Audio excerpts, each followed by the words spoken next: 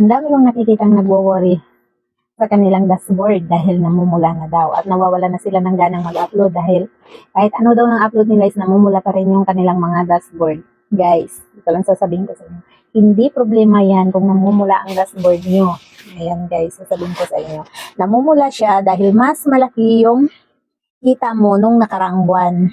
Halimbawa, mas more ang mga views mo nung mga nakaraang buwan kaysa sa ngayong buwan. And more followers din ang dumating nung nakaraang buwan at saka ngayong buwan. And mas maraming nanonood sa video mo, maraming nakikipag-engage nung nakaraan kaysa sa ngayong buwan. Or marami ka ring na-upload ng mga video nung nakaraang buwan kaysa sa ngayong buwan.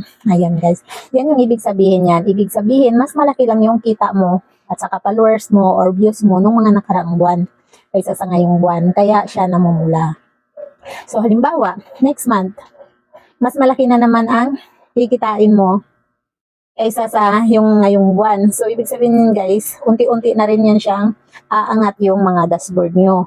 At saka mag-green na rin yan siya. So hindi talaga guys problema kung namumula yung mga dashboard natin or mag-green. Ayan, mas maganda kasi guys kapag green yung dashboard natin, ibig sabihin consistent tayo sa pag-upload and makipag-engage sa kapwa natin. Kaya marami rin tayong mga viewers. Ayan. Kaya huwag kayong mawala ng pag-asa guys kung namumula yung mga dashboard nyo. Wala naman yun guys. Sipagan nyo pa. Mag-upload lang kayo ng mag-upload sa araw-araw. But take note, lagyan nyo ng interval. Ayan, good afternoon.